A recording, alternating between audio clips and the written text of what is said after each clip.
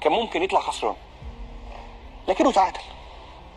لكن الحقيقه انا كواحد من محبين المنتخب الجزائري، الشعب الجزائري متابعني بقاله كتير ويعرف هذا الكلام، يعني غير مقتنع تماما حتى لو كانت المباراه وديه، لسبب واحد: فنيا تيجي مع الوقت، ماتش وحش يجي بعديه ماتش كويس، يجي بعديه ماتش جامد. الجزائر ملهاش ثوابت. لكن بتكلم عن الناحيه البدنيه، ممكن نعيد الكره بتاعت صلاح اللي جت على العارضه ونشوف اللي حصل. العاده وده اللي حصل في اول ربع ساعه، ان منتخب الجزائر تريزيجيه بيستلم معاه 3، صلاح بيستلم معاه 3، لكن هنا اول ما الكره اتقطعت من هاني لا يوجد ضغط بمليم.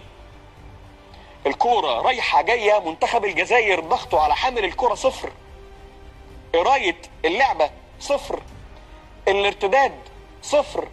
مفيش حد قادر لا يعطل كرة اتقطعت ولا يمسك لعيب بشكل ناجح، او انه حتى الارتداد يبقى سريع، انه تريزيجيه يتفتح له كل المساحة دي علشان تكون اللي عند حمدي الاول، علشان الهجمة تتلعب بهذا الشكل.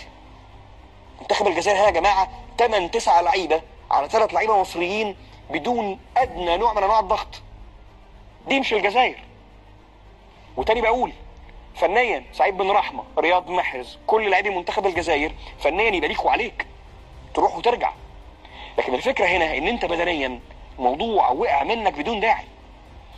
وبالتالي انا بحترم تصريحات جمال بالماضي دايما بعد المباريات اللي شبه دي، ان احنا محتاجين نبقى احسن، ان كنت عايز اواجه منتخب قوي زي منتخب مصر، لكن المهم انك تبقى واخد بالك، لان اللي حصل النهارده منتخبات تانية اقل بكتير من منتخب مصر مش هتسيبك تعمل الكلام ده. واعتقد ان جمال بالماضي وان شاء الله يكون معانا او نلحق المؤتمر الصحفي، انا واثق انه هيتحدث